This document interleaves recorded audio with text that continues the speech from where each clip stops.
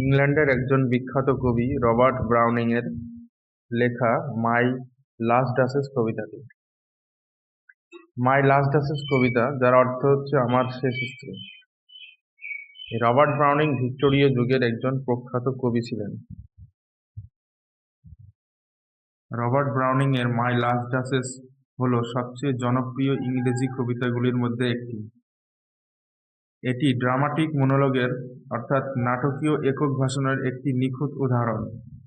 এই কবিতাটি 1842 সালে ড্রামাটিক লিরিক্সের অধীনে মূল কাব্যগ্রন্থ বেলস অ্যান্ড পমগ্রেনেটসের তৃতীয় খণ্ডে প্রকাশিত হয়েছিল। অর্থাৎ এর মূল কাব্যগ্রন্থ হল বেলস অ্যান্ড পমগ্রেনেট। কবিতাটির প্রকৃত শিরোনাম ছিল ইতালি। পরবর্তীকালে এই কবিতাটির প্রথম লাইন থেকে মাই লাস্ট ডাচেস শিরোনামটি নেওয়া হয়েছিল। এটি একটি ড্রামাটিক মনোলগের প্রকৃষ্ট উদাহরণ। ড্রামাটিক মনোলগ অর্থাৎ নাটকীয় একক ভাষণ। কখনো কখনো বক্তা নিজে বলে এবং অন্য কেউ নীরব থেকে শ্রোতার কথা শোনে। এখানে আমরা দেখেছি ডিউক কথা বলছে এবং কাউন্টের দূত সে নীরব থেকে ডিউকের কথাগুলি শুনছে। কবিতাটি বক্তার মনোজগতের দ্বন্দ্ব এবং সংকটজনক পরিস্থিতিতে বক্তার আত্মাকে উন্মোচিত করে। যাই হোক, কবিতাটির ঐতিহাসিক প্রসঙ্গ রয়েছে। কবিতাটি ডিউকের সঙ্গে ইতালির একটি শহর ফেরারার পঞ্চম ডিউক দ্বিতীয় আলফান্সোর মধ্যে অনেক মিল রয়েছে। কারণ ফেরারার ডিউক দ্বিতীয় আলফান্সো প্রথম এবং দ্বিতীয় বিয়ে প্রায় এই ব্রাউনিং এর ডিউকের মতোই হয়েছিল। ফেরারার ডিউক দ্বিতীয় আলফান্সোর প্রথম স্ত্রী লুক্রেজিয়া মাই লাস্ট ডাচেসে উপস্থাপিত শেষ ডাচেসকে মনে করা হয়। লুক্রেজিয়া 17 বছর বয়সে মারা যান।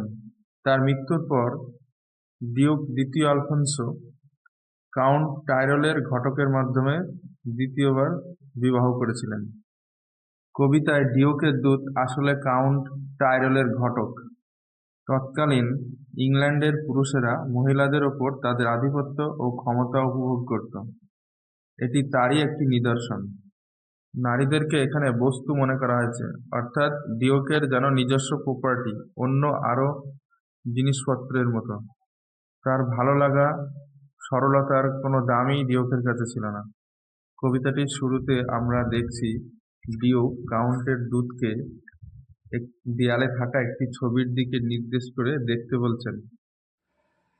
That's my last duchess painted on the wall.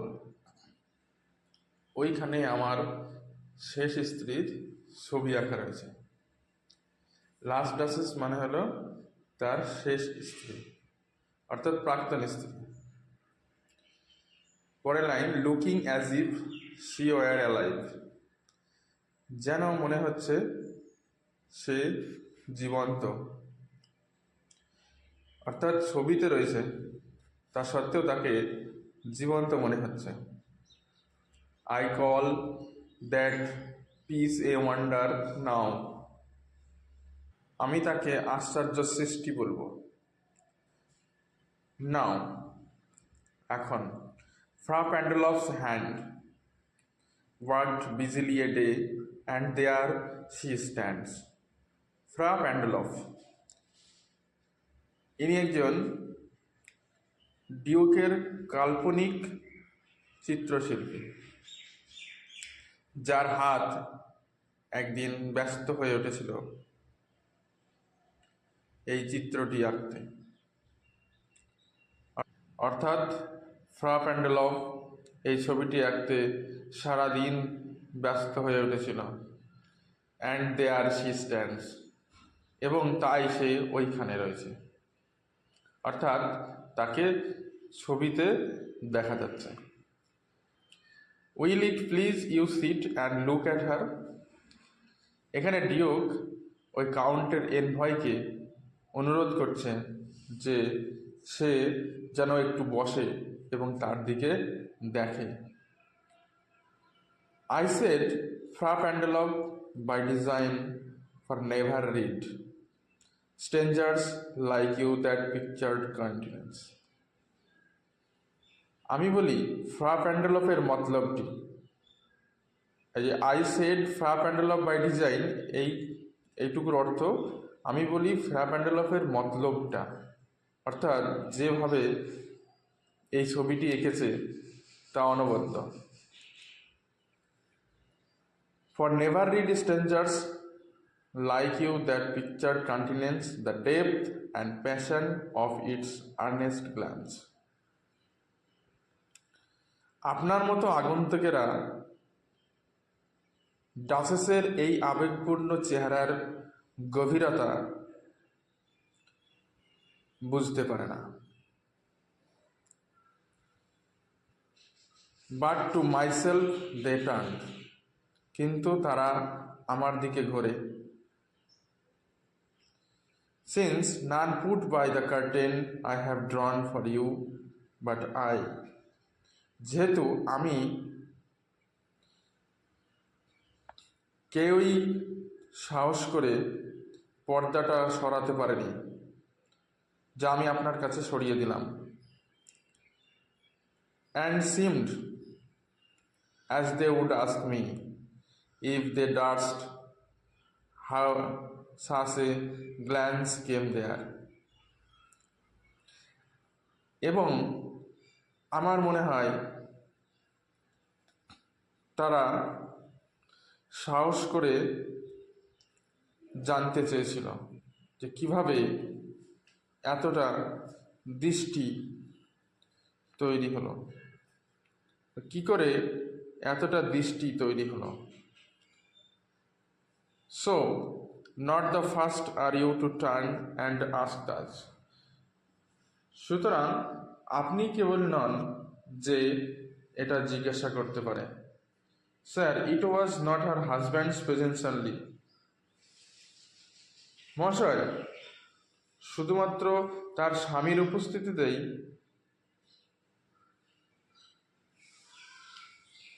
called that spot of joy into the Duchess cheek. ওই রানীর গালে টোল পড়ে না। রানী হাসলে যে টোল পড়ে গালে, সেই গালের কথা বলা হচ্ছে।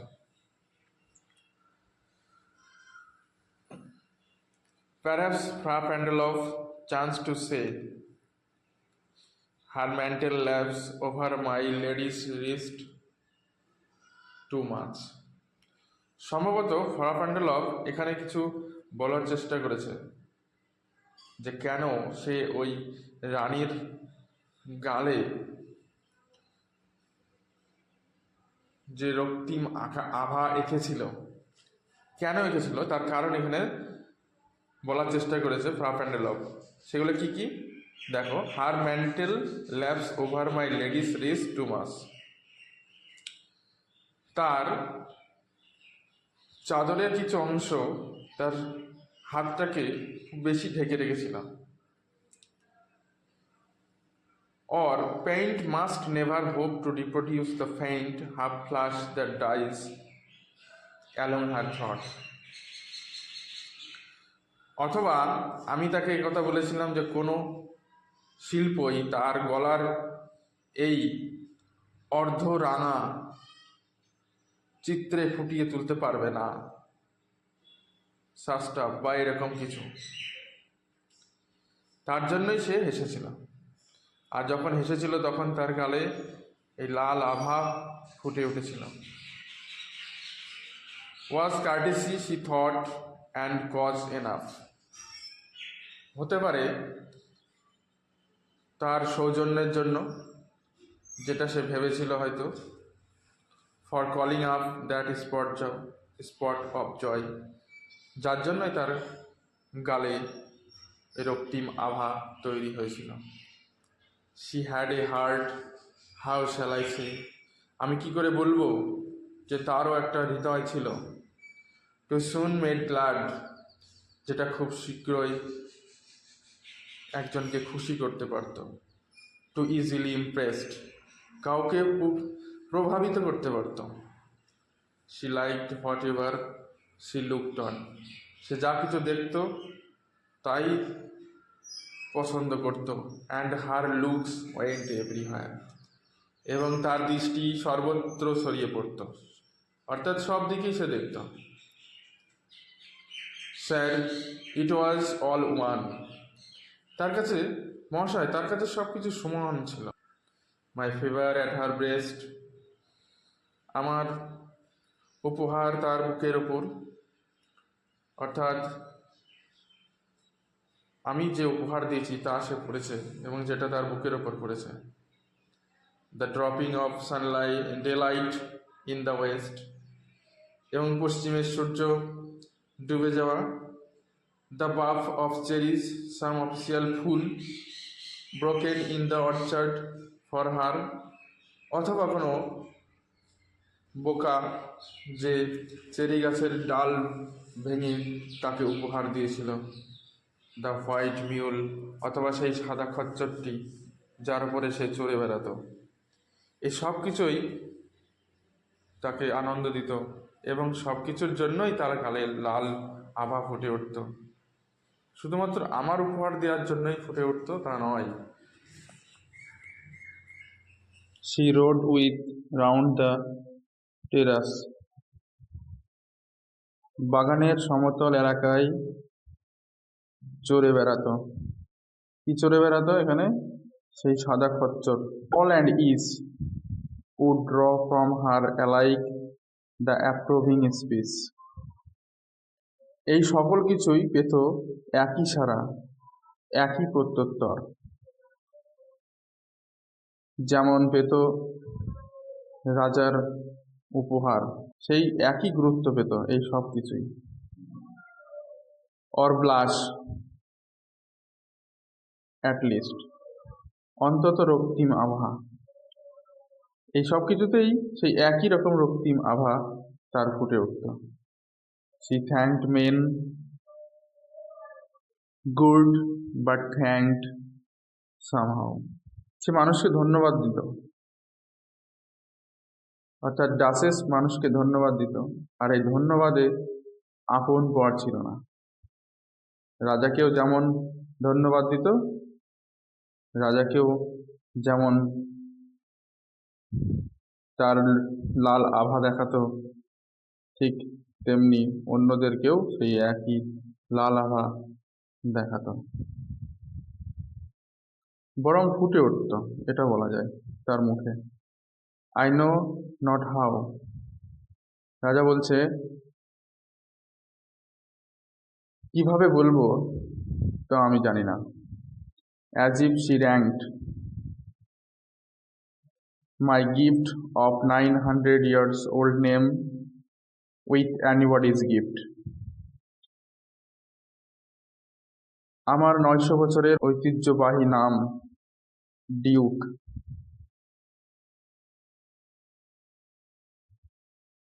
যেন অন্য সব দানের সমান। উইথ অ্যানিবডিজ গিফট, তা অন্য অন্য কারোর উপহারের সাথে সে এক করে দেখত। Who would stoop to blame this sort of trifling, কে আর নত হয়ে তুচ্ছ ব্যাপারে দোষারোপ করতে চায়। নত হয়ে মানে ডিউকের মতো মানুষ, সে কিনা ডাচেসকে শিশুর মতো ভুল ধরাতে যাবে। এই ভুল ধরাতে যাওয়াটাই তার কাছে অপমানের মনে হয়েছে। ইভেন হ্যাড ইউ কিল, এমনকি যদি তার একটি ভালো কথন দক্ষতাও থাকতো। ইন স্পিচ, স্পিচ মানে বলার ক্ষমতা। হুইচ আই হ্যাড নট, যেটা আমার নেই। To make your will quite clear to such an one, পরিষ্কার বুঝিয়ে দেওয়ার ও বলার ক্ষমতা। অ্যান্ড সে, এবং বলতে জাস্টিস। অ্যান্ড সে মানে সে যেন তাকে বলতো জাস্টিস, এইরকমভাবে কাজটা করো। Or that in you disgust me, অথবা এরকম করলে আমার বিরক্ত করা হয়। হেয়ার ইউ মিস, এটা তুমি ভুল করলে, or there exceed the mark, বা তুমি এই সীমাটা লঙ্ঘন করলে। এখানে ডাসেসের গুলোর কথা এখানে উল্লেখ করা হয়েছে।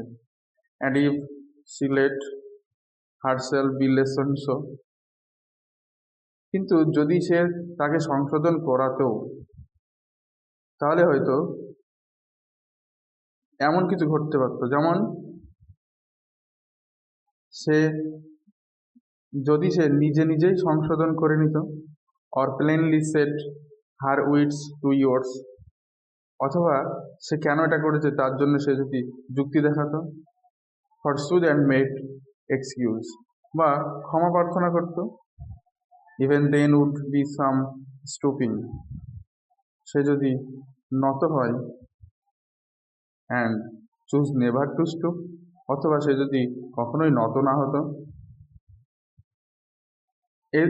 এগুলো যদি করতো, এতক্ষণ ধরে যে কথাগুলো বলা হলো এইগুলো যদি করতো, তাহলে ডিউক যখন তাকে সংশোধন করাতে যেত, তখন সে নিজেই বা ডিউক নিজে অপমান বোধ করত।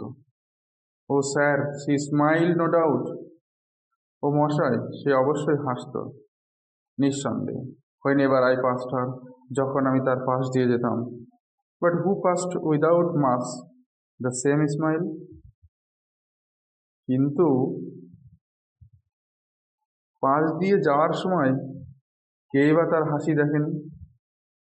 সবাই তো তার হাসি দেখেছে। দিস গ্রিউ, আর এই আচরণটা ধীরে ধীরে বেড়ে চলল। আই গেভ কমান্ডস, আমি আদেশ দিলাম। Then all smiles stop together, তারপর তার সাথে সাথে তার হাসিও থেমে গেল। There she stands as if alive, তাই সে এখন ওখানে যেন জীবন্ত। Will it please you rise, আপনি কি দয়া করে একটু উঠবেন? We will meet the company below, আমরা একসাথে নিচে যাব।